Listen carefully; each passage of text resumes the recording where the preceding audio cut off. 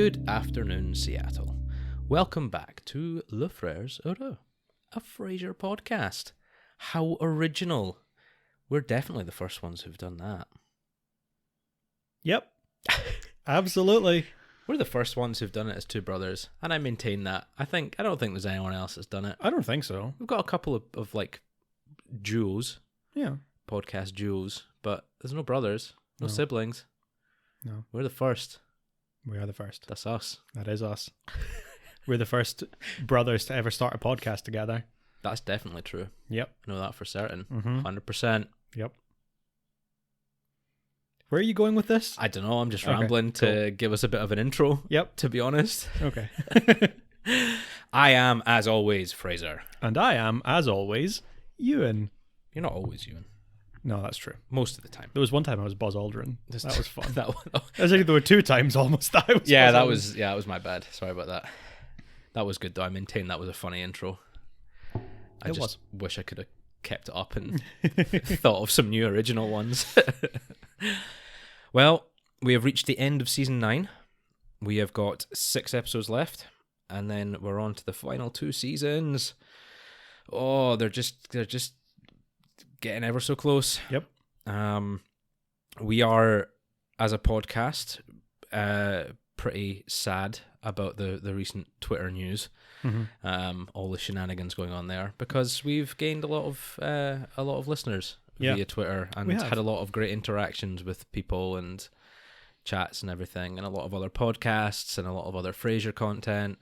So I'm a bit sad that it's gone down the tubes. Yeah, to be honest, it is a shame. I'm going to be making more of an effort to put things up on Instagram as well. Who knows? Maybe Twitter will leave behind a vacuum that will be filled by a new social media platform. Possibly. That we'll see in. People keep talking about this Mastodon. Mastodon, yeah. I don't know what I've not looked into what that is. Is that just? It's band, probably just Twitter.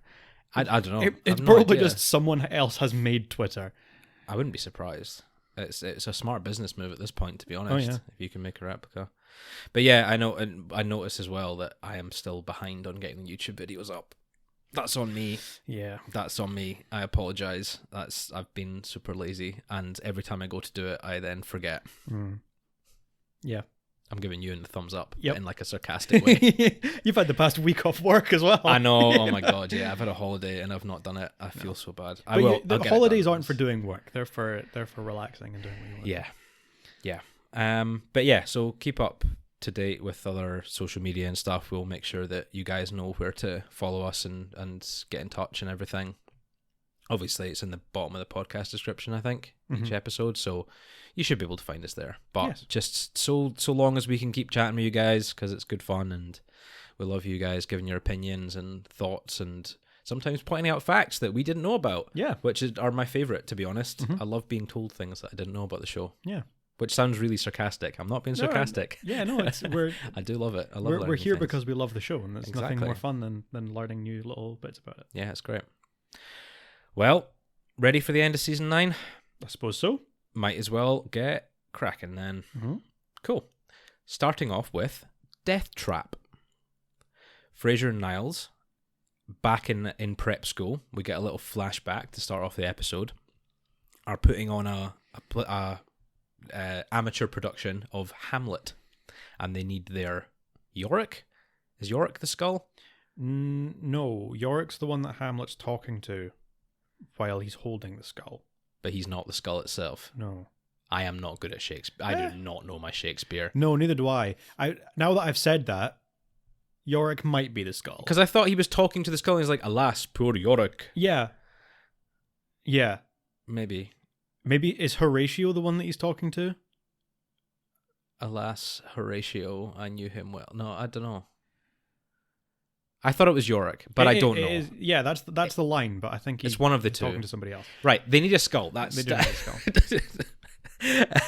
So they steal it from their science classroom or whatever, and it's this funny little scene with the two younger versions of Frasier and Niles, and I don't think it's the same actors as that played them before. It's not. No. They've got new ones. The actor that plays young Frasier, Cameron Bowen, is now quite well known for voice acting in a lot of DC stuff. All right, He cool. regularly plays different versions of Robin. Okay.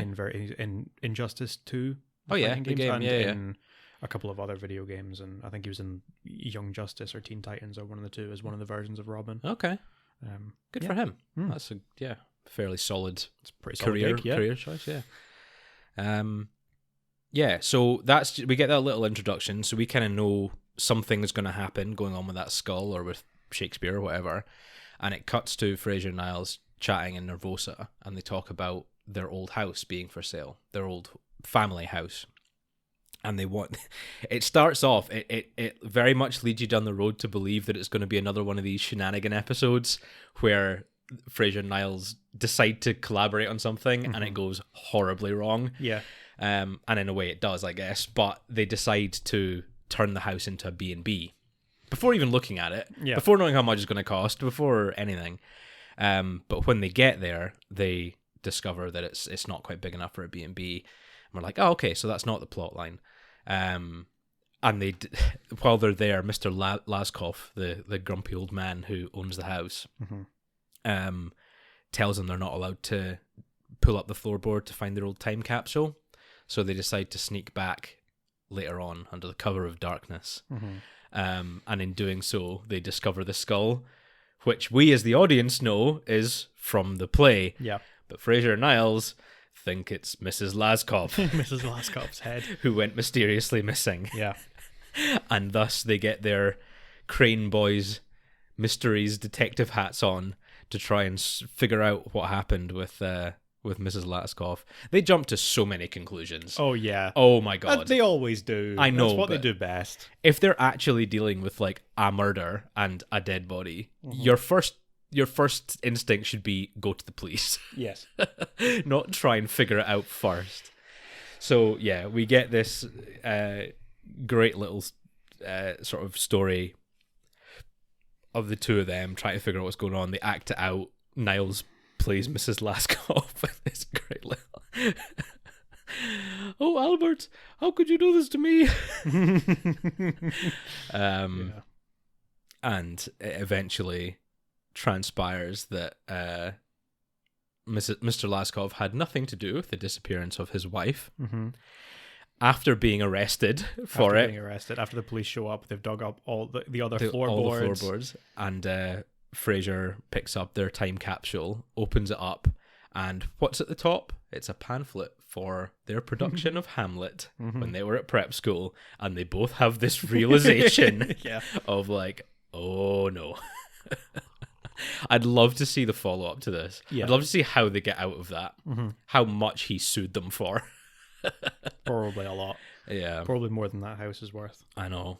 But this is a really just weird episode. It's kind of out of left field. It's very bizarre. It's definitely one of the weirder ones, and definitely one of the kind of darker plot lines. I mean, yeah, I remember talking about that in Taps at the Montana when Mr. Probst dies. Mr. Probst dies. Probably the only on-screen death in all of Frasier. That was kind of one of the reasons I like it, is because it definitely delves into that darker humor. Yeah. I think this sort of does as well. Obviously, there isn't actually a murder going on. Could you imagine if we didn't get that little scene at the start, that flashback at the start, and we actually thought that they were dealing with a dead body? That would be that would make it, I think, be particularly sinister. But no, as it turns out, it's just Frasier and Niles up to their usual shenanigans. We've also got a great little plot with Martin and Roz. Yeah. Which is really quite sweet. Alice has got a new hamster, and Roz is struggling to stay awake because it's keeping her up at night. And she comes round while Frasier and Niles are out digging up bodies and whatever. Roz comes round to get some advice from Daphne, saying that she doesn't need to worry about the hamster anymore because the dog ate it. Yeah. So she leaves Alice in the care of Martin while she goes out to buy another hamster. And Martin's been sleeping, so he doesn't know what's going on. And when Roz leaves, Alice comes over and asks Martin where her hamster is. Yeah. So Martin immediately assumes, oh, she's been told that it's dead. I've got to kind of comfort her a little bit. So he starts going off in the story about hamster heaven, about how happy the hamster will be. And she says something like, but Mummy told me it just ran away. Yeah. And Martin's like, oh my God. Oh no. Yeah. But he kind of saves it quite well, I think. I think he does a good job of explaining it. And Roz gets a little bit annoyed when she comes back that it's not his place to tell, which I do kind of agree with. Yeah. But given the position he was put in, not understanding what was going on. Yeah, he wasn't overstepping his bounds on purpose. Yeah. Yeah. She comes back with a different hamster. And Alice is like, oh, a new hamster. Yeah. But we get this great little scene at the end when she's talking about, when Martin's talking about the hamster and hamster heaven and whatnot, Alice asks about Eddie.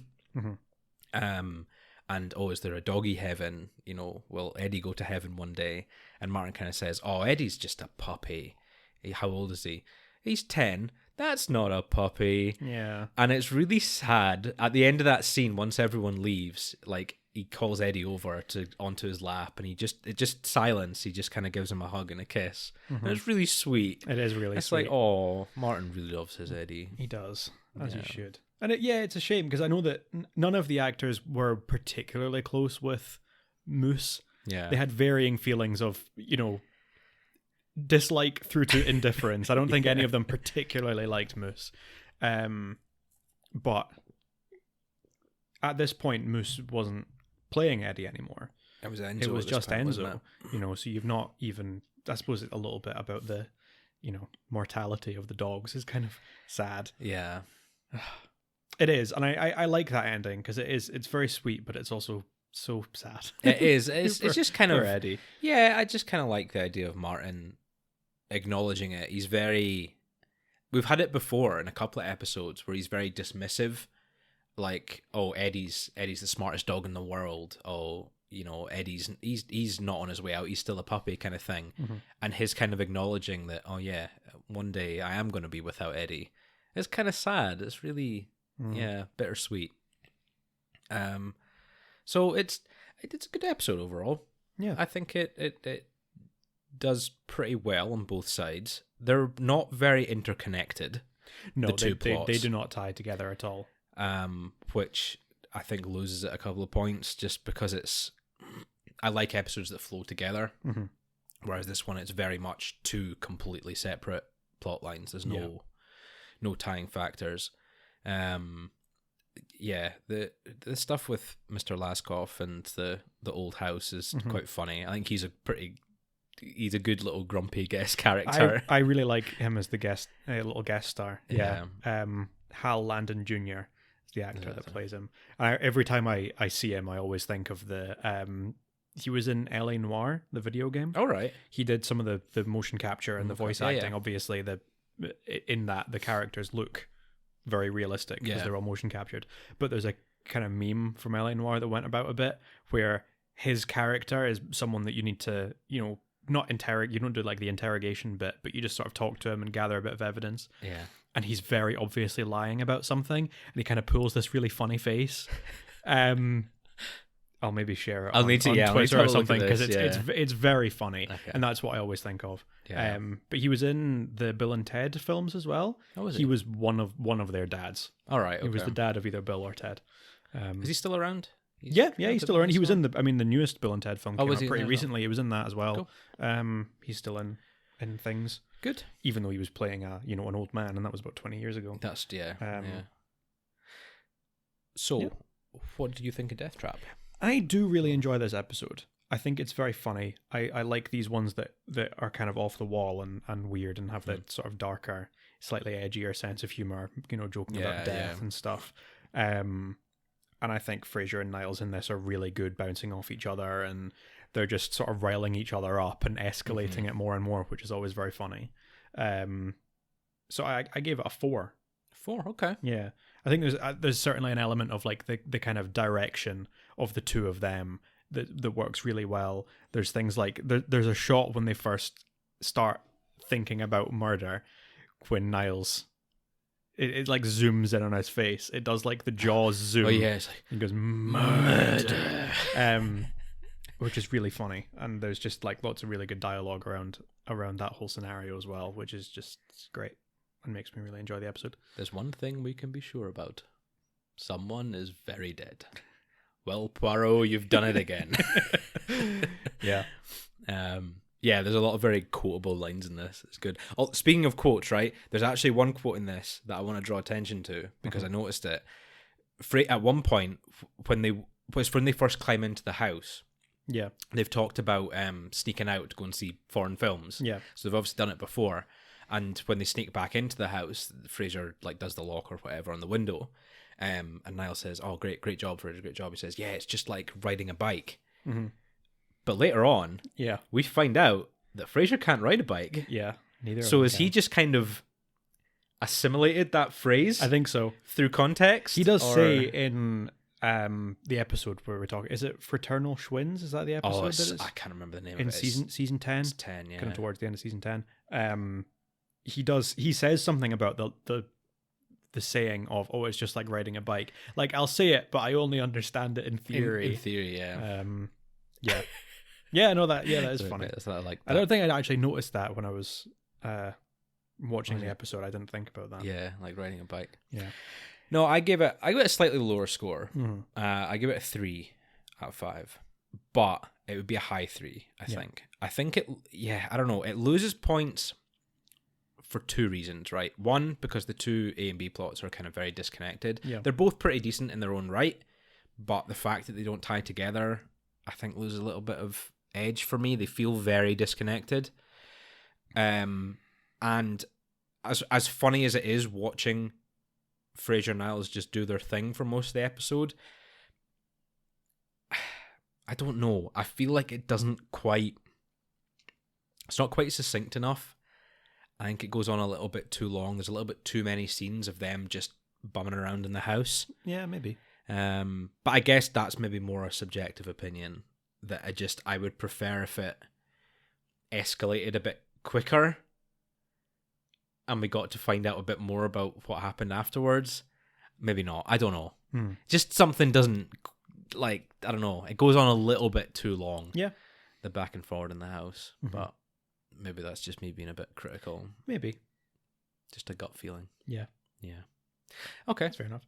There is actually one fun little bit of trivia that I didn't know about this episode. So the name of the old landlord, Mr. Laskopf. Yeah. Do you know what Laskopf means? Laskopf. It's German. Okay. So Laskopf, if you split it into two words, in German means leave the head. Which I think is really funny. Okay. And I didn't know that. I mean, I just assumed that it was a just sort of Eastern European or, Central European name. Yeah. I didn't really think of it as being a joke. I just kind of assumed it was just a normal name. And then, someone pointed out that it was... That's pretty good. It was that. I think that's quite funny. Yeah, that's neat. I like that. We don't really get many jokes like that where we have, in Frasier, where we have sort of people's names or little, references to things. Yeah, I don't really know. I can't think of any off the top of my head. I do always like when people do that, but it's usually, I think, more sort of madcap, sort of spoof humor that's likely to do that. Something like Frasier that's more grounded and a bit more straight-laced doesn't tend to do that too often. Unless it's a really subtle one, like unless a it's a foreign really subtle name one kind of like thing. this, Yeah. That's true. That's good, actually. I do like that, yeah. Okay, moving on. Unless there's any guest callers, I think there's only a few, isn't there? There's a few. There's one in Cheerful Goodbyes. There's quite a few in Frasier Has Spokane, being a radio episode, as they tend to do. Yeah. Yeah. That's fine. Cool. Moving on then. The Love You Fake. All about faking your love for another person. Yep. The person in this matter being Martin, or people in this matter, I should say, Martin and Cam Winston's mother. Frasier and Cam are at it again after their condo board and American flag shenanigans last disc. And how does it start? Oh, Cam's run his washer dryer on too long. Yeah, there's water leaking from the and it's ruining Frasier's roof. So he goes and turns off Cam's shower, which ruins Cam's clothes. Apparently, He shuts the water off. I don't know how Because that it works, ruins. but I get ruins the clothes that were in the washing machine Oh, I guess, yeah. just by turning the water I off. don't know how that. Yeah, whatever. Yeah, I'm sure there's some sort of special formula that he uses to wash his fancy clothes. Probably. So yeah, this kind of begins another little war between the two. But after noticing that Eddie's not feeling well, Cam offers to get his mother, Cora, who's a vet, to come and take a look at him. Half because he feels sorry for Martin, and half because he knows that Eddie irritates Frasier. Yeah. Probably more like 30-70. Yeah. I think It the main reason he definitely seems to be doing it because he wants to irritate Frasier. Yeah. But it turns out that Cora is nothing like Cam and actually incredibly lovely. Her and Martin hit it off really well as friends. Yeah. At first, just very, very friendly, chatting about Eddie and her work and everything. And it's really nice and really sweet. But as things go on, both Frasier and Cam get more and more irritated that they're spending time together, so they decide to get their own back by pretending to date. Mm-hmm. So they start by like holding hands, and then they sneak into each other's flats, already in dressing gowns in the morning, Yeah. and pretend to have stayed the night, which I think is evil. Like that, It's very funny though. it's a really clever way to get their own back on them. And eventually this leads to Frasier and Cam making amends. Yeah. Kind of Tentatively. I mean, they draw up an agreement. They sit and write a contract. Yeah. Where they're trading their introducing their sweater weavers and their bath blends and their noise cancelling the ceiling so that you don't have to hear his footsteps and all sorts. All these pretentious things that only rich people care about. Yeah. But yeah, they have so they eventually create this contract, and when Martin and Cora realize that the funds run out, they can't play their prank anymore. They're like, well, let's part ways. And then they have a little smooch, and we realize they had feelings for each other all along. Yeah, maybe this isn't the end of it after all. Yeah, and it's not really. Yeah, kind of. We get another story with Cora later on. We do. I think this is the last one with Cam though. This is the last one with Cam. This is the last Cam episode, which is a damn shame. Yeah, because I think he's just the best. Yeah, there definitely was a lot more potential than we saw of having him as a recurring antagonist for Frasier. We did discuss this last week with this sort of having just sort of one-off episodes or in the background or whatever, the two of them warring. But I think they could probably expand on that as well by having Cora be a recurring character, a recurring love interest for Martin. Mm-hmm. I'm not sure why they didn't. I don't know. Maybe they would have been more tempted if they had Cam as a recurring character. Yeah, more so than we've seen currently. I think there's maybe an element of like the annoying neighbor is a bit of a cliche. It's a bit of a trope. I mean, I've never watched Home Improvement, but I know that that's something that Home Improvement was quite well known for, is like the kind of annoying neighbor, or like Everybody Loves Raymond. We've got the like family living across the road, and there's probably a lot of annoying neighbor characters in various other sitcoms that maybe made it feel a bit played out, like introducing him around season 6 or 7 and then having him as a recurring character from then on might have just felt like a bit of a I guess bit of a cheap move. Yeah, I don't know if that's necessarily true. I mean, someone like Cam is a good character and I would have liked to see more of him, but I can understand why people might have been hesitant to put him in more. Yeah, that's fair, I suppose. Yeah. Oh well. Yeah.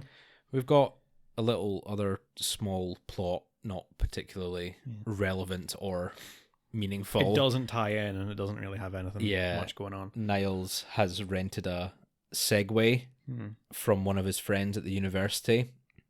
Was it Raoul? Raoul, yeah. Raoul's friend from the university, to conduct a study on like futuristic technologies or whatever and how it changes his attitude. And he just becomes totally absorbed in his Segway, Yeah. riding it everywhere into the cafe around everyone's apartment. I'm not sure you're allowed to do that. Probably not. Because it's not like an assisted mobility thing. It's just I'm just doing it for fun. yeah. And everyone like praises it. He gets free coffee and Yeah. what is it? The I waiter love the says line. it? He comes over and says like, "Oh no, this is on the house. We love the machine." We love yeah. This is such a weird thing to say.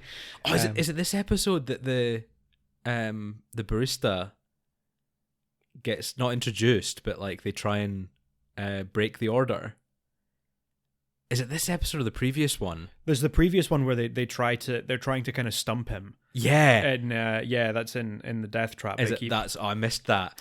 That's it kind of great. the kind of complicated order, and he just goes, "Sure," Yeah, and brings it out to them, and then at the end you get the little credits scene as Frasier orders something. You don't hear what it is, and then he kind of brings it out already made and has like a blowtorch and sets it on fire and everything. the man is unflappable. Yeah. I do actually quite like him. He's not as good as Luck Harry, No. but he is like the second most Yeah. common barista, I think, Yeah. because he is in it till the end. Well, yeah, like I Recurrent did mention end. in one episode that there's a waiter who's played by Joe Cosimano who is in near enough every episode, but he never has any lines. Oh, and that's you right. Never, you Sorry, never find yeah, out we his mentioned name. that, yeah. So he's realistically the most. But I mean, I suppose we never find out Luck Harry's character's name. That's true. Just the waitress. I think pretty much the only named recurring waiter or waitress is James. Yeah. Yeah, there have been a few times that we get the names, but only in one or two episodes. Yeah. Sorry, that's irrelevant because it No. wasn't even about this episode. But anyway, but there you go. yeah. And yeah, but yeah. Niles' Segway story doesn't really go anywhere. Daphne steals it at the end, Steals it. and that's about it. Yeah. That's the plot. Well, I think the main plot has enough going for it that it's a pretty enjoyable episode. We get more Cam. I think Cora's a great character. I think her and Martin get along really well. Yeah. Their little pranks are just brilliantly conceived. Mm-hmm. So I ranked it quite highly, actually. I was surprised. Yeah. I gave it a 4. Give it a 4. 4 out of 5. Interesting. Did you rank it a little bit lower? I ranked it a little bit lower. I gave it a 3. A 3, okay. Because I do think it's a really good episode. The B plot is more what lets it down for me. And yeah. I think it's lacking a little bit of a conclusion with Frasier and Cam. It's sort of disappointing to me that this is the last time we see Cam, and it ends with the two of them. They go to the symphony together. Yeah. They're kind of like, oh well, we're gonna put our feud aside and be friends now, and then they go to the symphony, and that's it. I do like how they're still kind of like niggling at each other. They're still when nipping at each other, but it's it's a bit disappointing that that's the last that we get with Cam, which sort of lets the episode down a little bit for me. But I really like Cora. Emily Yancey, who plays Cora, is really good. Has she been in anything else? I don't really recognize her. Recently, she was in Sharp Objects, a TV series with Amy Adams and Patricia Clarkson. She was also, I look back, and she was in various things for years, for quite a long time, kind of bit parts in TV shows. But she was in, one of her first roles was in Blackula. Have you seen Blackula? I have not seen Blackula. No. She plays a photographer. There's a scene she like takes a picture of some people in a nightclub, including Mama Wildy, the one that the eponymous Blackula. The eponymous Blackula. And there's a scene when she's in like a dark room and gets it and sees the picture, and it's just like kind of the cape, and he's not in it, and then he sort of comes in the background and yeah, and she's quite good in that. But yeah, that was one of her first roles, and that's just something else that I know her from. That's fine. Okay. Yeah, there's a lot of those old sort of like, what are they called? Blaxploitation. That I've never really gotten into. I know they're very sort of highly regarded, but I don't know how many of them are that good, because I think there's quite a few that they kind of just phoned in. They sort of used it as an excuse to just not be super good. But I think Blackula's very good. Very good. Okay. Yeah. There's a joke in The Simpsons that I always think of when I hear the name Blackula, where they're like doing a triple bill on the TV of blaxploitation cinema of Blackula, Blackenstein, and the Blunch Black of Blotcher Blame. Yeah. Which is really funny. Obviously that isn't a real one. Blackula and Blackenstein are both real. The Blanche Black of Bloat to Blame. Yeah, it's a shame because I wish that was a real film. I would love to watch that. Yeah. But yeah, there you go. Very silly. Okay, well, no, that's good. You've given me something to watch over the weekend. Yeah, I think it's on Shudder. Dracula. Is it? I think that's where I watched it. Oh, might be. Maybe. I'd have a look. But before I do, we will move on to Cheerful Goodbyes, which is the next episode. We've got yet another tie-in to Cheers. Yeah. Frasier and Niles and Martin and Daphne have flown out to Boston for is it a conference or an award? I think it's a conference. It's just a conference, isn't it? Frasier's giving a speech. He's just giving a speech for giving the a conference, lecture. Yeah. And Niles is going to introduce him at the conference. And while they're at the airport, they bump into Cliff Clavin from Cheers, who lets them all know that he's retiring. It's his retirement party that night, conveniently, and they should all come along and say hi. And so they do, and they go to the retirement party. Yep. And that's the plot. That's it. That's the episode. that's the whole episode. Yeah. I remember. That should tell you what I think about it. I look back on this episode, like building up to it, I was like, yeah, this is actually a pretty good episode. I like remember enjoying it when I've watched it before. And then this time I didn't enjoy it. Yeah. And I don't know if it came from just looking at it more critically or if it came from now I've seen some of Cheers. Yeah. Which I hadn't before. It just kind of changed my opinion a bit. But it's like, there's just really nothing going on. There's nothing to this episode. The setup to the plot makes no sense. Yeah. What are the chances that Cliff would be at the airport terminal in an airport, just at an airport bar, being at any other bar, that they would stop off on that specific day? And also, what happened to their invitation? He says like, "Oh, I sent you an invitation, but you must not have got it," or something like that. Yeah. What happened to his invitation? Why did Frasier not respond? Or why did Frasier not say, "Oh, I never got it"? He just kind of, the conversation just kind of trails off. Yeah. It makes no sense. It's such a lazy setup. And then the episode itself is just so boring. Nothing happens. It's just all about Cliff and him not wanting to retire, or secretly not wanting to retire. Yeah. And he's just kind of bitter that no one else seems to care.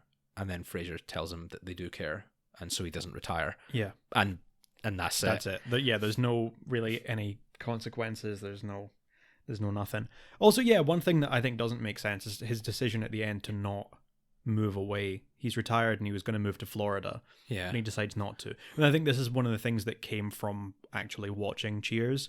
There's a big plot where kind of between seasons he goes on like a long holiday to Florida, and then when he comes back he keeps talking about it and annoys everyone. And this is like a recurring thing for seasons, where he just keeps going on and on and on about how much he loves Florida, and he won't shut up about it, and everyone else is sick of him talking about it.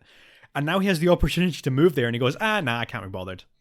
Carla said something mean about me. I know. So I'm going to stay. And it doesn't make sense. They bring back a lot of characters that... The cameos feel very forced. They do.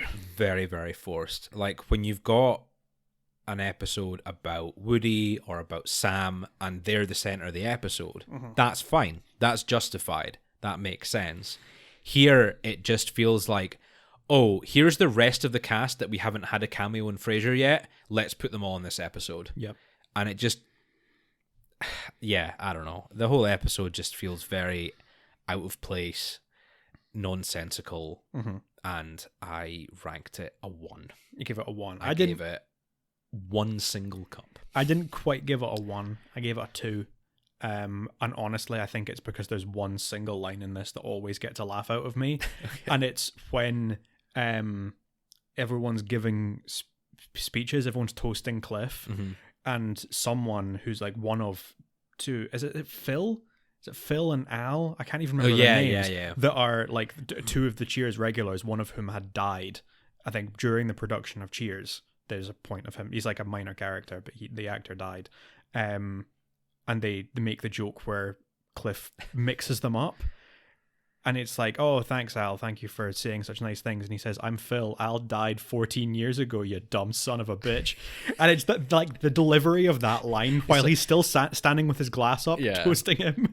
It's a really dry delivery. It's like... that always gets a laugh out of me. But I think the only reason that I didn't give this a 1 is because of that one joke. Because of Phil. But yeah, the rest of it's just so boring. One thing that irritated me, and I don't care that much, so I really shouldn't be bothered about it. But they obviously went, right, well, we can't do like episodes like we did with Lilith and Diane and Sam and Woody, where we have them like one by one. Mm-hmm. We need to like cram everyone else in, which is really frustrating. But they cram in everyone else except Rebecca, who's the one that was played by Kirstie Alley, because she refused to appear on Frasier because she didn't believe in psychology. Because she's a Scientologist. Oh, really? She like disagrees with the concept of like psychology and psychiatry, like on principle. So she refused to appear in Frasier, and that's the reason that she's not in this episode, or the reason that she never had a cameo. And that frustrates me so much because that's such a stupid reason to not have one of the main characters of the show never make a cameo. She's the only main character from Cheers that never makes a cameo on Frasier. I mean, I don't care that much because I've never even seen an episode of Cheers that has her in it. Because I think she's only introduced like 4 or 5 seasons in. Right. But yeah, it's still frustrating. Yeah, that is a bit ridiculous. Yeah. I think if I was ever writing a show and signed on like a main cast member, they would have a clause in their contract that like if you are still alive and we do a spin-off and you're still around, you have to do at least one episode for a cameo if we choose to contact you. Because I always find it very like loads of people have reasons, you know, they have reasons for not wanting to do it if they didn't have a good time on the show or if they're busy with other projects or whatever. But I do feel like it's noticed, especially by like the fans, if there is if everyone else does it but one character's left out, it's... I know that we're probably both thinking of the same example, and I always hate that Tom Baker didn't appear in The Five Doctors. That wasn't quite the example I was thinking of, but okay, yes, that it bothers me because he was just like, oh, I don't want to do it because I don't want to appear next to anyone else who played the character, because I want to be the only one that ever played the Doctor, and Doctor Who is stupid.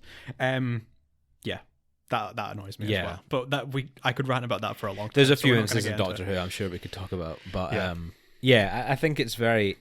I don't want to say it's disrespectful because it's not necessarily. But I feel like if you're wanting to be part of a huge show, and if you've been part of a huge show for a number of years, if the showrunners of a spin-off or a sequel or whatever want to get you involved in it and are asking you to be involved... I feel like you should kind of be obligated to even just say cameo. Yes. I mean, come on, just put your head on the screen for 2 seconds. Take the check in your pocket, wave and say hello. It's especially frustrating if it's someone that's like, oh, I'm retired from acting, I never want to act again. You're kind of like, okay, well, we're not going to force you. Yeah. But if it's someone that's willing to do pretty much any other project, like Kirstie Alley was in... She was in the Village of the Damned remake, the John Carpenter Village of the Damned remake. I mean, come on, you're going to appear in that? You're not going to appear on Frasier? Really? I mean, if it was going to be this episode, maybe that was the right call. Maybe. Maybe. Yeah. But yeah. So that another thing, like I did say, it kind of annoys me that they sort of cram everyone in. And it just sort of feels like they went, and here's everyone else from Cheers for a one-off episode. Because there was an idea that George Wendt had, who played Norm, where they wanted to have him and Cliff prank call Frasier's show repeatedly. So I don't even know if they would appear in person, or maybe you would have like, it would cut to them in Boston. But sort of have the two of them repeatedly call Frasier. And that would make so much more sense as a plot, and it wouldn't feel as forced to like have everyone crammed in at once. Or even if you had them just their voices for a long time, and then at the end it's like them at Cheers, and then you can have Carla and you can have, you know, whoever else wants to appear, or build it up. So like have Norm phone first, and the next time it cuts away it's Norm and Cliff, and then it's the whole crowd in the background while they phone him, something like that. That makes a lot more sense. Would be funny. But here it just doesn't really work. Unfortunately, not a great episode. So not a great one. Next one. There was a guest caller. Guest caller. There was one guest caller right at the very beginning. Jeremy, who has an undisclosed teenage-related problem. Yeah. And Frasier tries to reassure him by talking about how Niles was a bedwetter, which is dirty. Don't do that. Disrespectful. Yeah, don't start airing somebody's laundry. So you don't want me to talk about when you wet the bed? I would prefer if you didn't. Yeah, okay. I won't say anything. I mean, come on, that was a month ago. Can you please let it go?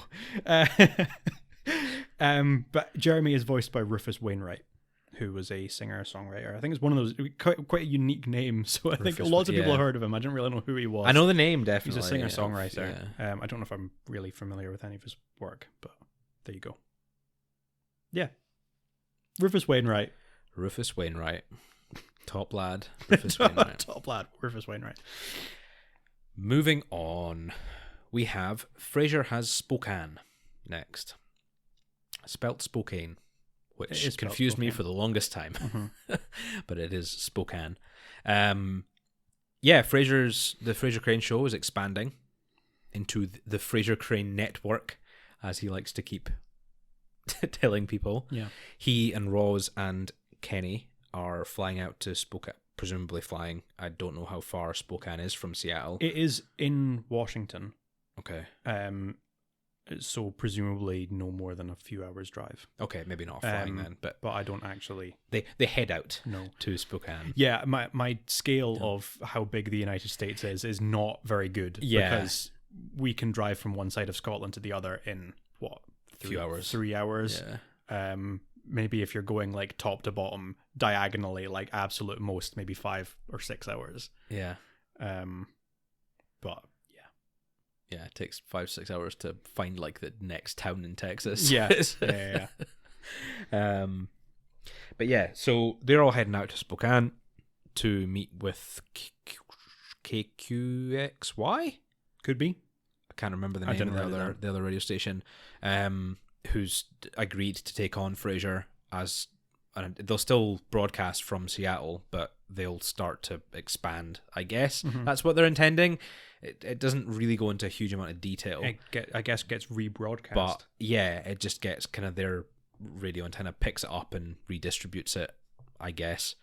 And he is replacing a beloved Spokane institution, Neil Sullivan? Could be. Sully Sullivan.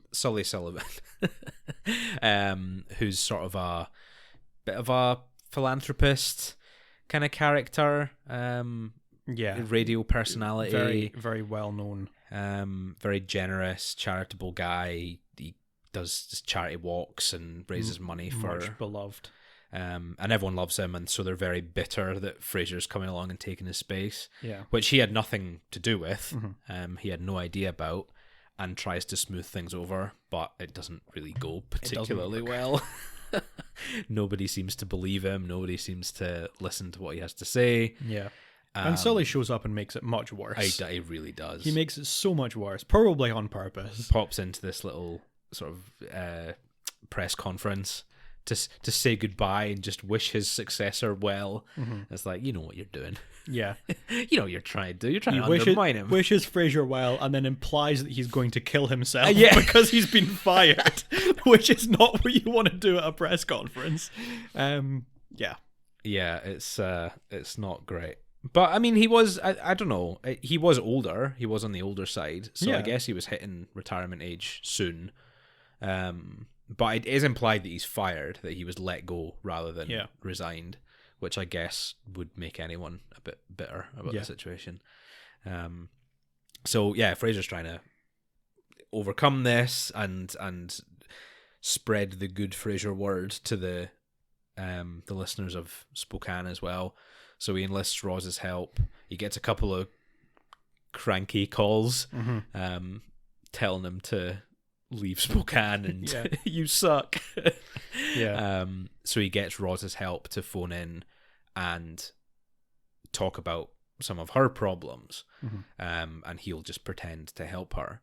And the problem she phones in about is that initially she kind of masks it under a fake personality, but it kind of bleeds through.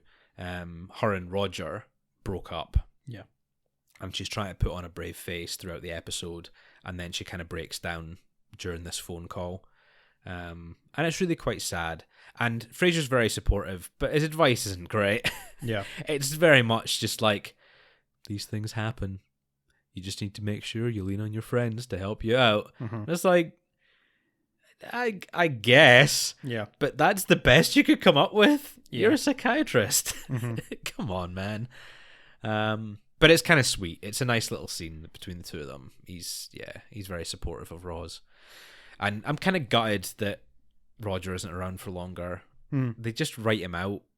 Yeah. They don't even give him like an on-screen goodbye.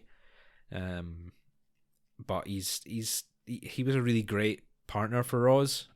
And I think, I would have liked to see him stick around a bit longer. But their breakup has ramifications for episodes to come. So yeah, it sure does. Yeah. But yes, after that call, Frasier does manage to get the ear of a couple of listeners who are kind of like, oh, I was going to call and say that you suck, but I heard that previous caller and we've all been there, hang in there, girl, kind of thing. Yeah. And then he starts to get some proper calls and give advice, and it's like, okay, he'll be all right. He'll be fine. He'll be fine. It's a shame that he was treated that way through no fault of his own for once. Yeah. He didn't do anything wrong this just time. totally bullied by the citizens of Spokane because of poor Sully. But well. We've got little plea blot. Yep. B plot. Are you okay? I'm fine. I'm good. Okay. I got there eventually. Good. B plot with Niles and Daphne and Martin building a TV stand. And Niles offers to help out, but he's worried that Martin's going to get frustrated with him and annoyed with him. So he gets Daphne to help out instead. And it turns out that Daphne is the bossiest one out of all three of them. Yeah. And makes them both cry and go to the bathroom.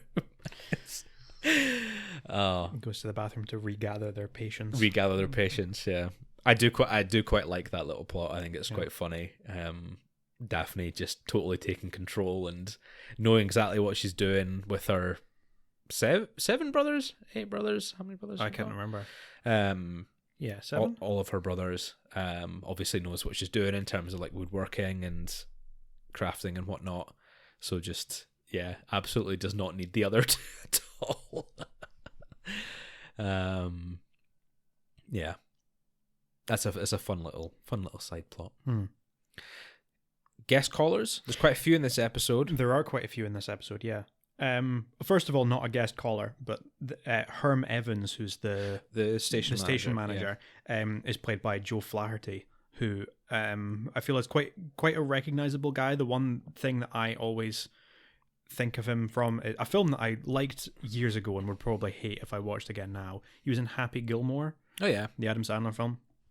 He's the guy that keeps heckling him. Yes. Which is in. There you go. That's the thing that I know him from most of all, but he was in that. And then we've got various guest callers. So Scott Hamilton, who was a gold-winning figure skater, Olympic gold medal winning figure skater. Daryl Hannah, the actress, famous actress. Splash. She was in Kill Bill. She was in Blade Runner. She was in Wall Street. She was in Steel Magnolias alongside one of the other guest callers from this episode, Olympia Dukakis. They were both in Steel Magnolias together. Oh. Olympia Dukakis was also in Moonstruck. She played Cher's mother in Moonstruck, the film with Nicolas Cage. It's quite... and also John Mahoney. She has a romance with John Mahoney in... Moonstruck, yeah. How about that? There you go. It all ties together. And also right at the end, I think the last caller that is on is played by Keith Carradine, who is the son of John Carradine, who was in lots of things kind of mid-20th century. He was in The Howling kind of right at the end of his career. And also half-brother of David Carradine, who was Bill in Kill Bill. Oh. As well as various other things. I recognise Carradine. I recognise the name. There are lots of famous Carradines. Okay. There are quite a few that have gone into acting. I think Keith and David Carradine both they've got another brother who's also an actor. They've both got daughters who are now actresses. Okay. There's other people in the family that have gone on to be, I think there's a preacher, maybe. There's one that's like an evangelist. Okay. I think there's one that's a football player as well. There's like quite a few people in that family that are famous for various different things. Okay. There you go. One of the Carradines. One of the Carradines. Sure. But there you go. There we go. Plenty of guest stars in this one, as we always do with any radio-centric episodes always get loads. Yeah. And they always tend to bring out the big names as well. Yeah. So what did you think of this radio-centric episode? I don't think it's very good. No? You don't like it? Not especially.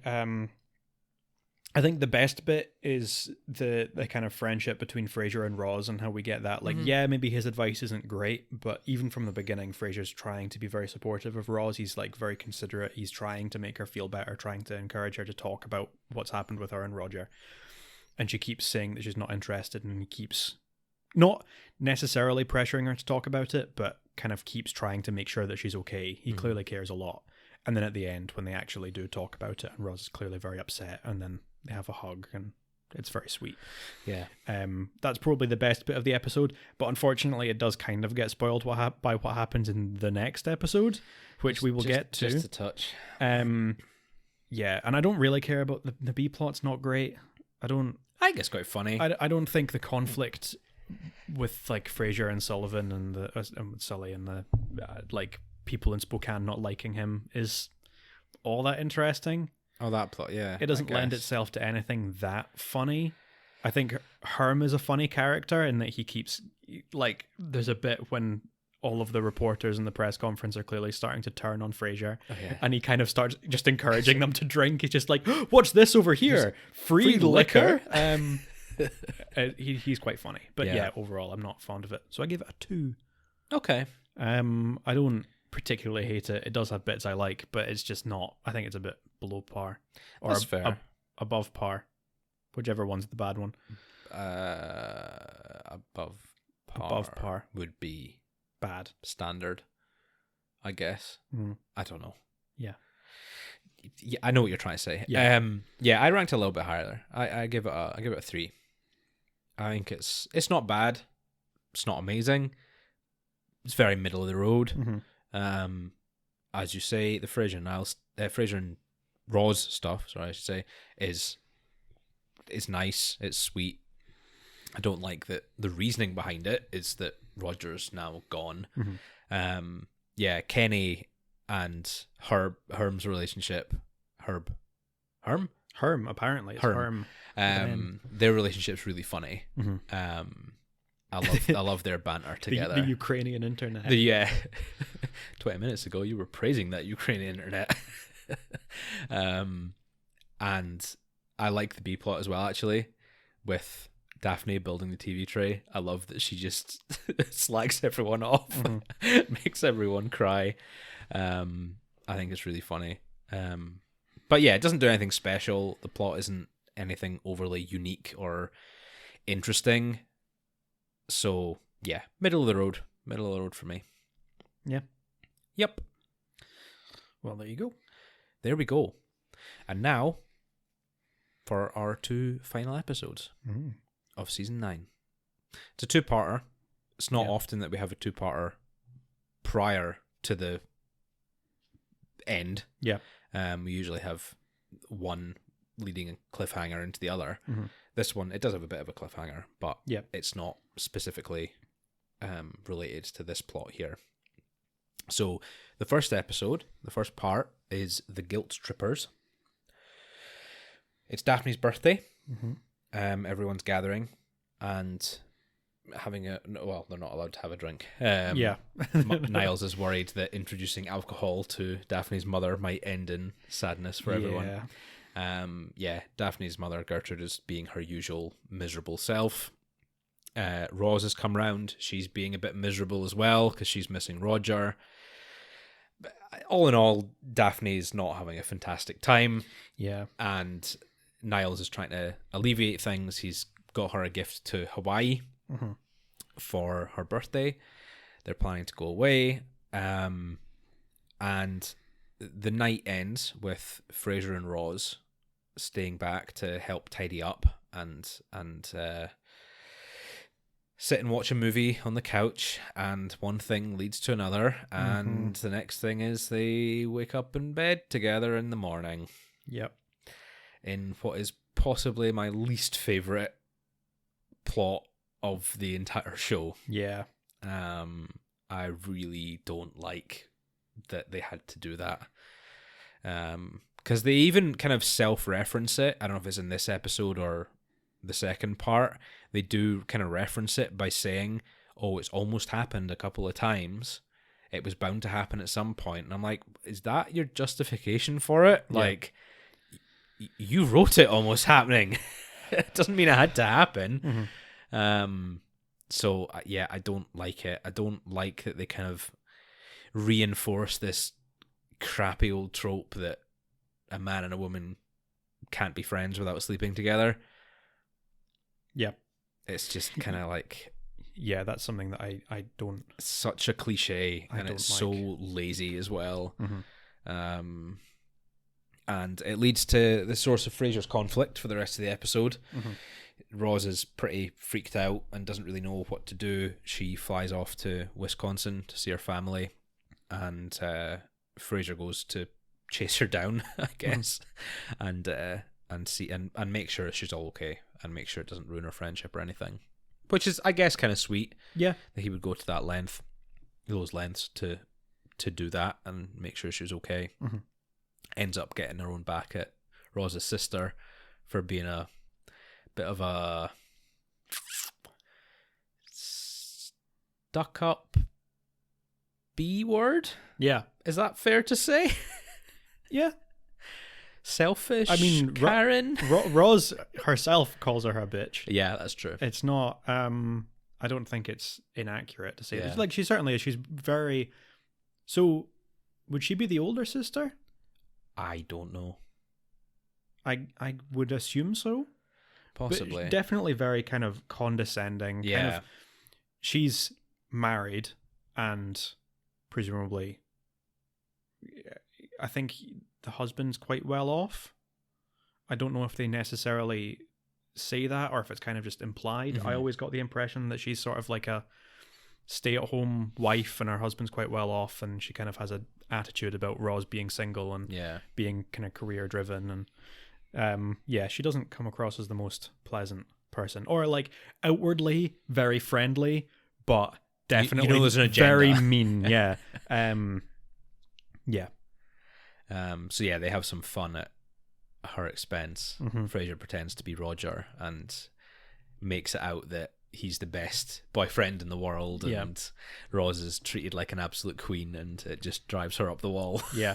It makes her and her husband really not. Oh yeah, they kind of have a proper argument about it. They start to crack. But that kind of, it all resolves in the end. The two of them sit down and have a chat outside and tell each other that they'll always be friends, and it's nice and it's sweet, and I guess it's fine. It's just kind of annoying. I don't know. Yeah. One thing I like watching the show again and thinking about it a little bit more critically, as I have been doing with this watch through of the show. I have definitely warmed to the previous episodes, like Hot Pursuit. I still don't think it's a particularly good episode, but I have warmed to it a little bit. And is it Frasier Loves Roz? Is that what it's called? The one in season 3? Yeah. The kind of two previous times when they've like played the idea of the two of them being romantic together or sleeping together or whatever.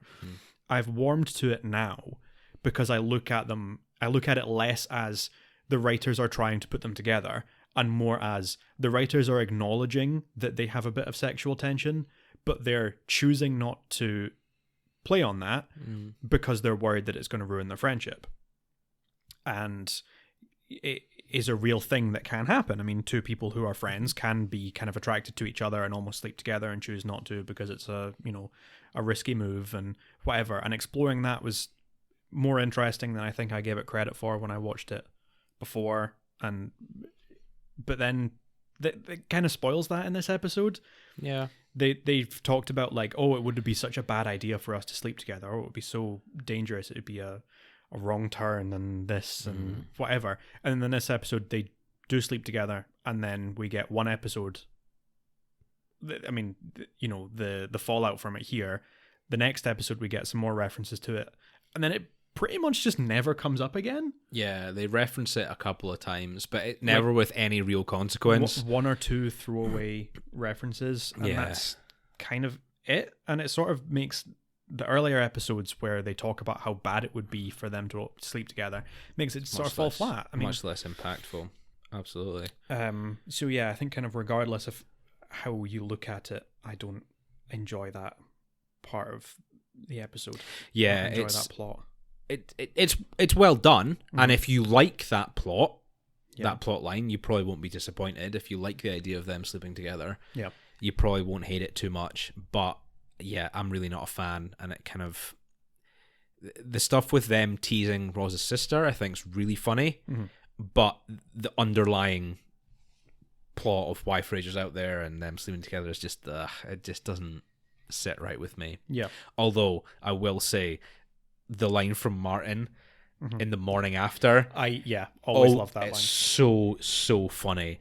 Martin Roz runs out the apartment and Frasier's in his dressing gown. And he comes through the kitchen table, and Martin's sitting there having breakfast, and he says, "Oh, Frasier, you see the newspaper this morning?" No, why? He says, "Oh, there's a headline story about how Roz's purse spent the night on the coffee table." Yeah, and it's like, it's just so well delivered, better than how I delivered it. But very dry. But just very dry, very sarcastic and on point. He just goes back to like reading the paper and eating his breakfast as well. He doesn't really even acknowledge it until they sit down and chat. And then, Frasier kind of says like, "Oh well, it's not what it looks like," and Martin's like, "Yeah, I know," and he's like, "Well, shows what you know. It's exactly what it looks like." He's like, "Oh yeah, I know. I knew that." Martin's quite funny, kind of teasing Frasier about Roz and stuff like that. Well, we've got the other half of the plot as well. It's not so much an A and B plot; they very much run kind of simultaneously. Daphne is worried that going on holiday to Hawaii with Niles and leaving Gertrude alone will just kind of make her even more miserable, and she's been upset ever since her birthday party a couple of nights ago. So Niles suggests that she and her mother go to Hawaii. They go on holiday, and he'll just stay at home. And after some arm twisting, she does agree to go. So they drop her off at the airport, and then before Frasier gets dropped off the airport to go to Wisconsin, they drop off Niles as well, and he goes to somewhere different, which we find out is actually to England, to Manchester. And initially we're not really sure why. That scene kind of happens, and then we get the rest of the plot with Frasier and Roz. And then right at the end of the episode, as a sort of cliffhanger, we see Niles going into this smoke-filled boozy pub in Manchester looking for Harry Moon, Daphne's father, played by Dundee alumni Brian Cox. The wonderful Brian Cox. Broughty Ferry even, is he not? Yeah. Broughty Ferry, born and bred. DD5, represent.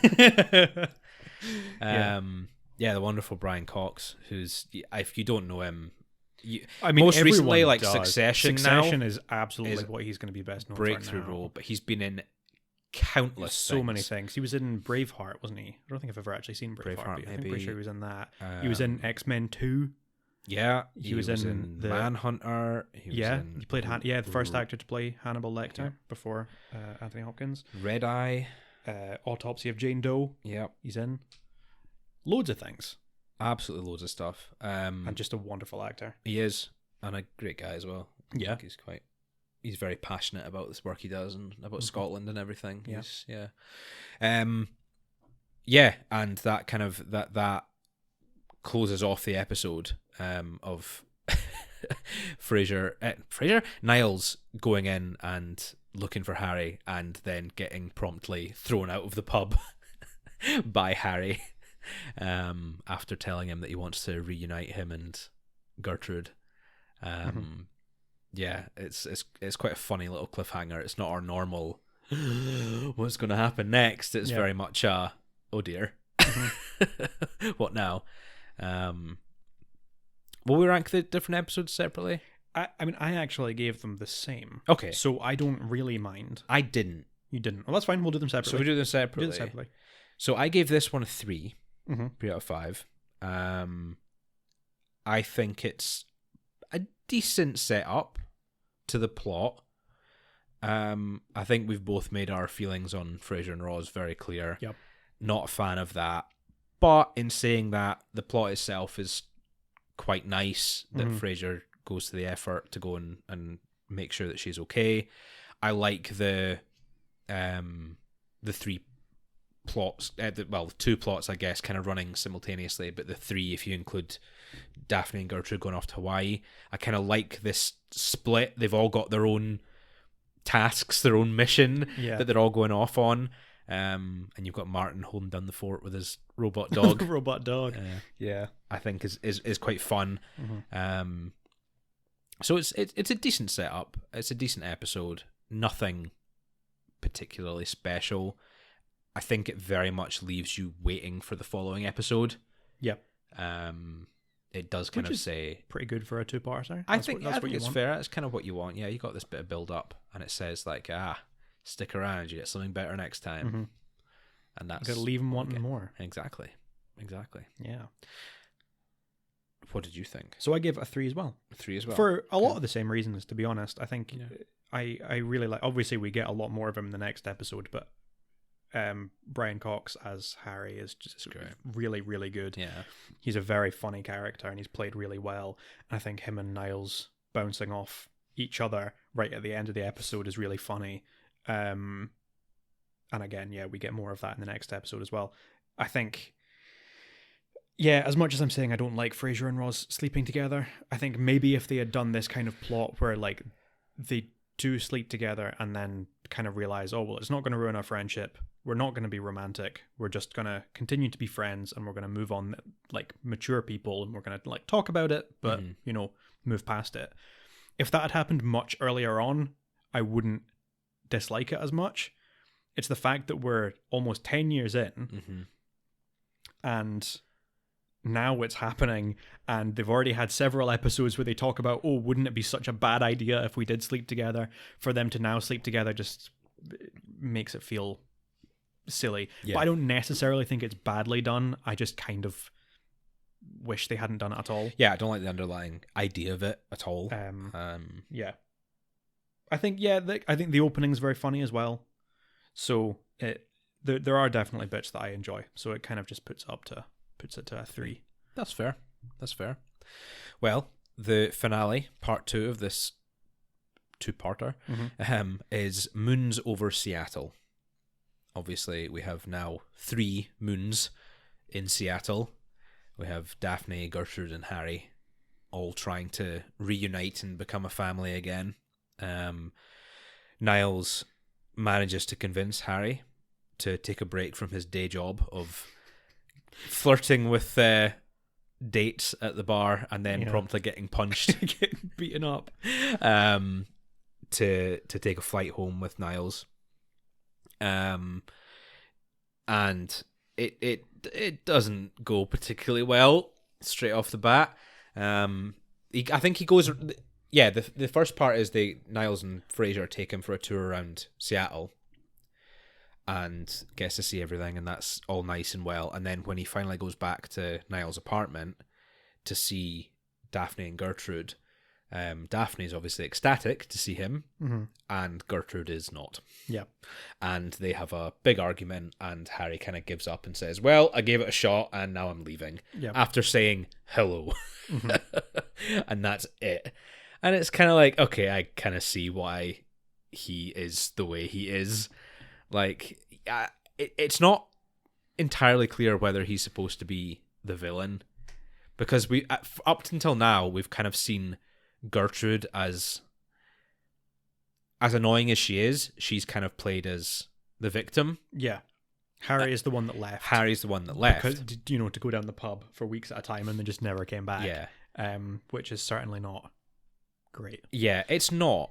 But then her justification of it was that they kind of just stayed together for their kids. They never really loved each other, and she just stayed with him even though she hated him this whole time. And he's kind of, he's very distant towards her as well. He never really loved her that much. So it's kind of, neither of them come out of it smelling particularly great. Yeah.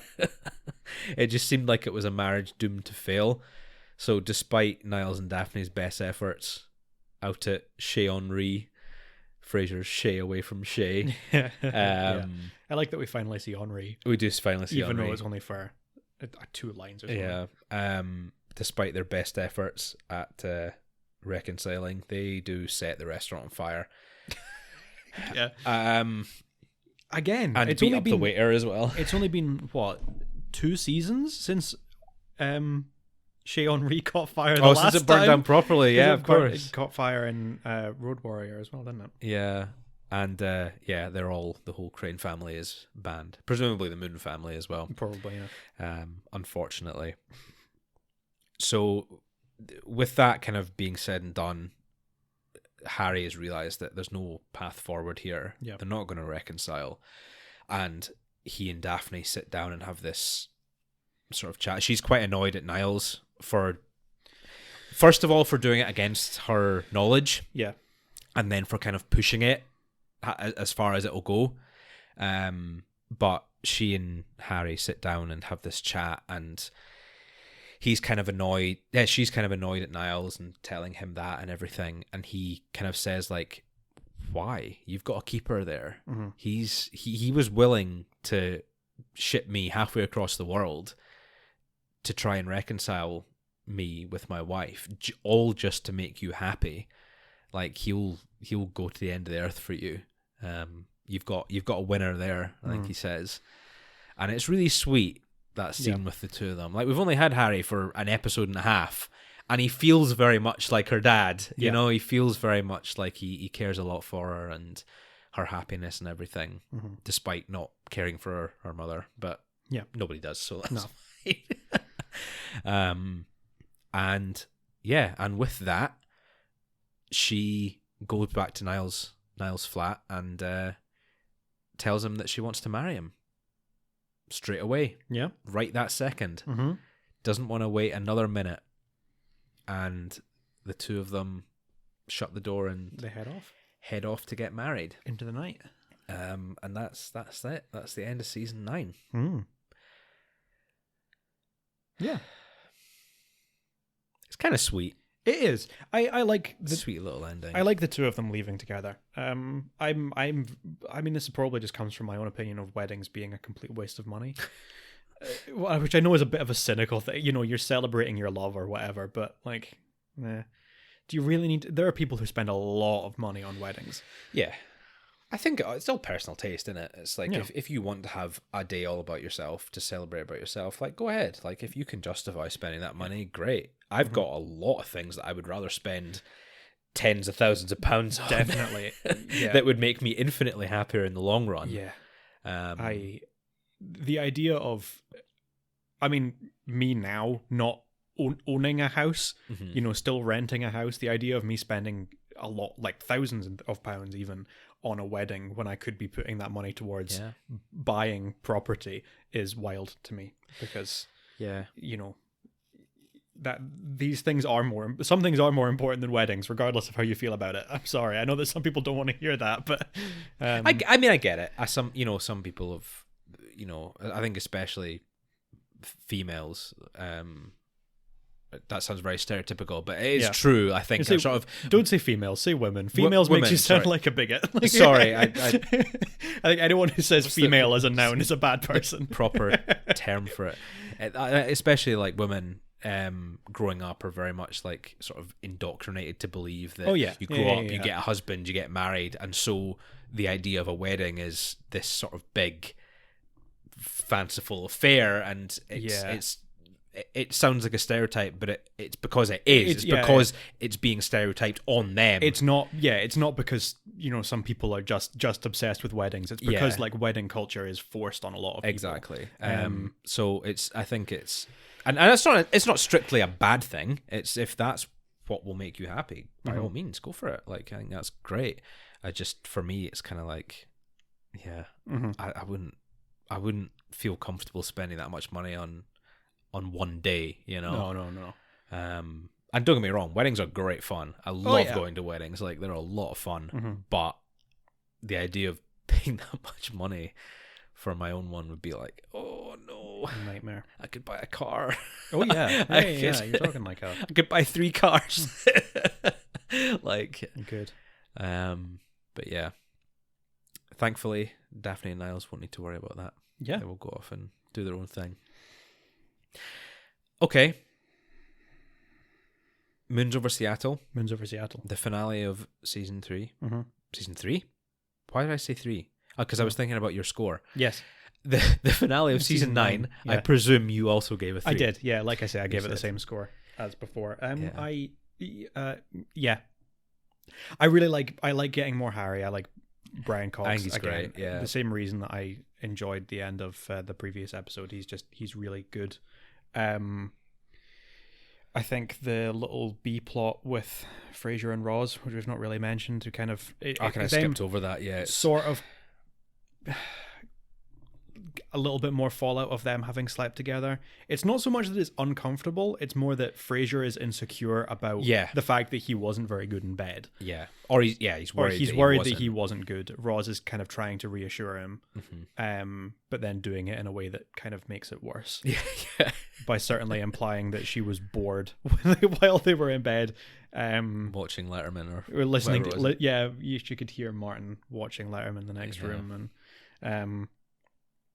kind of like, I mean, she kind of gives him honest feedback, which is good. Never a bad thing.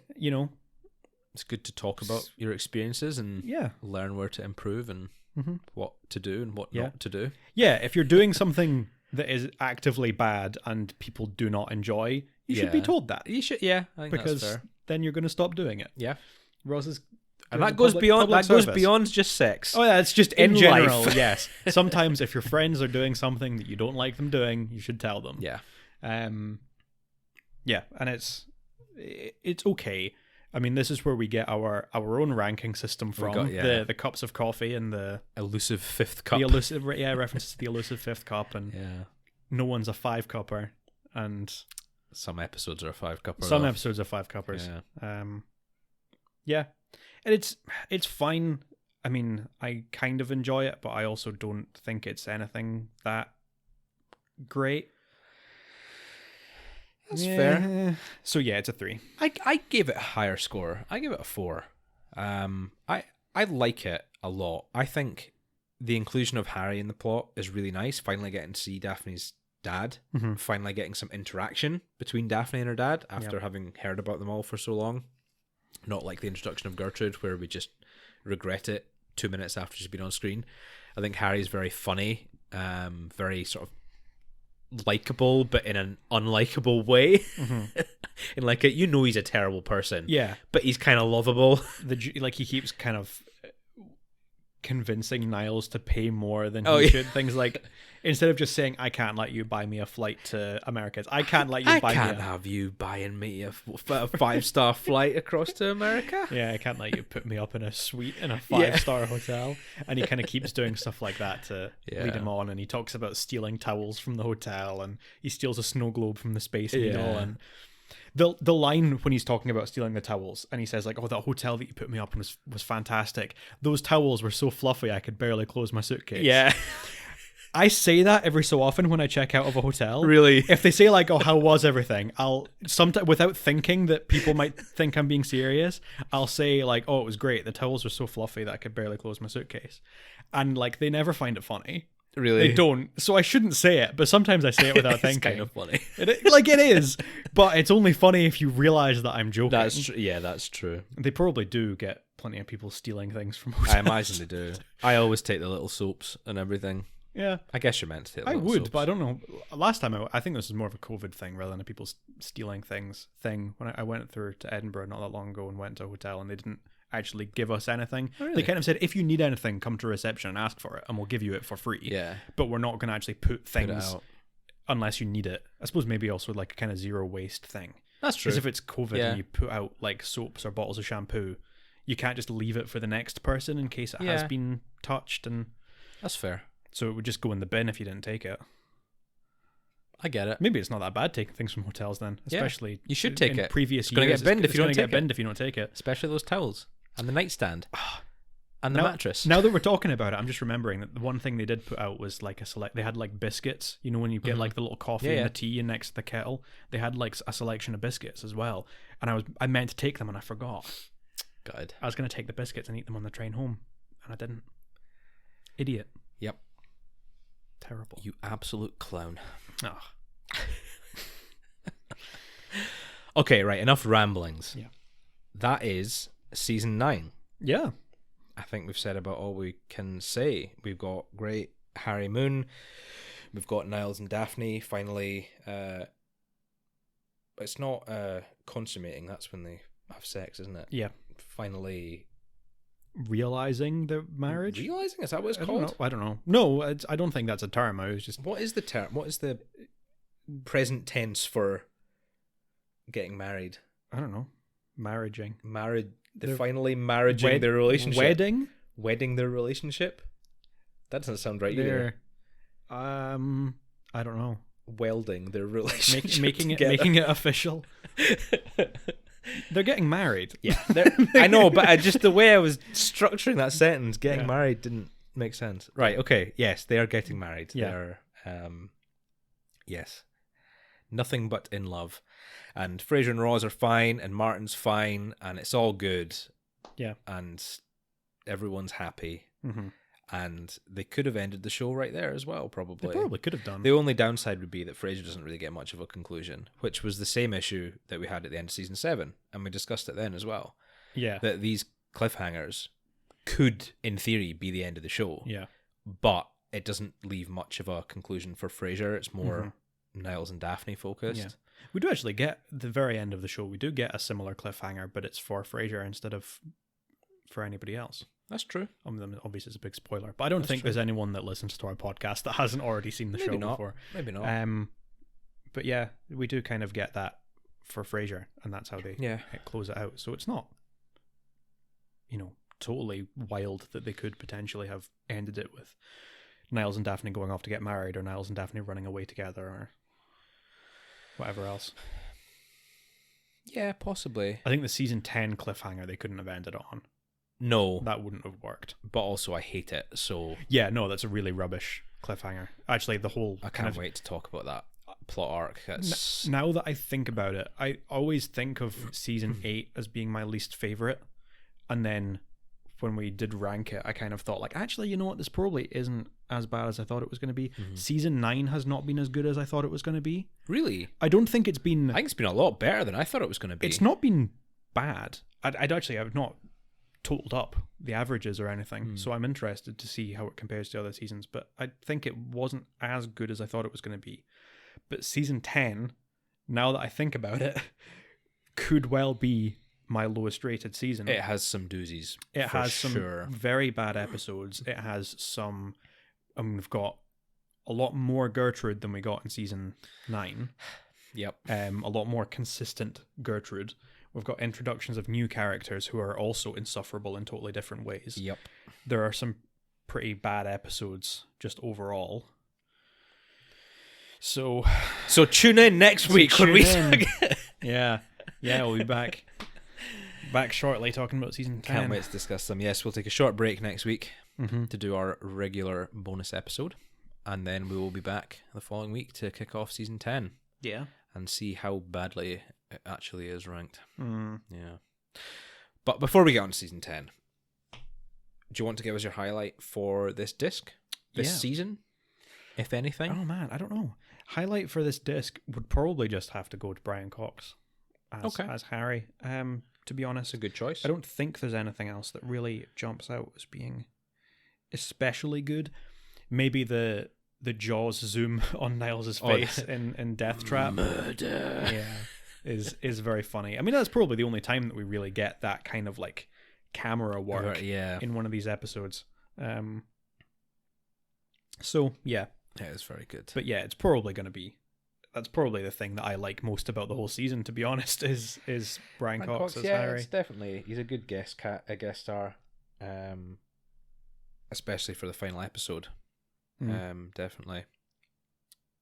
I don't know what I would give it to.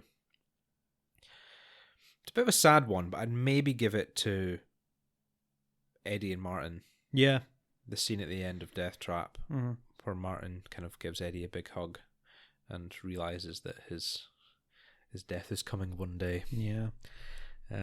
Which is just kind of sad. And I don't think I've watched that episode since getting a dog either. No, so that true. makes it even more... It does make it sad. more sad. As a lot of these little moments with Eddie have been a little bit more relevant. So yeah, I think I'll give it to that. I think my highlight to that. Yeah. It's a really sweet scene. It's really just... John Mahoney just blows me away. Yeah. Like, his little subtle moments of acting where you just realise how believable he is. Yeah. And how it's very amazing real. he is at his job, you know? Yeah, he really does sell it. I think someone like Frasier, even in his most emotional moments, it still always feels like an actor playing a character. Most of the time. Yeah, most of the time. Or maybe not always. Yeah. But a lot of the time it's just because of how it's played. But Martin is pretty much always feels like a real person. Yeah. Which is something that really... And then, I mean, even someone like Niles, played by David Hyde Pierce, it's so much more comedic in a lot of places. It doesn't feel as real. Not necessarily that that's a bad thing all the time, that it doesn't feel like a real person. It's a bit more exaggerated and more of a character, whereas Martin always feels very real. Yeah, very grounded. Yeah. Which I do love. Poor John Mahoney. Sad I never got a chance to meet him. Yeah. I don't know if he would do like Comic-Cons or anything like that, or meet and greets, but yeah, definitely a great man will be sorely missed. And on that cheerful note, we will say our cheerful goodbyes. Yeah. And we'll see you next week for a fun little bonus episode that will keep a surprise. Definitely because it's a surprise and not because we haven't decided what to do yet. Yeah. Who knows? We have kind of. Maybe. Yeah, we have ideas. We have ideas. We'll see. We'll see what percolates and comes to the top. Yep. Okay. Right, well, have a great day, everyone. Good mental health. And thank you for listening.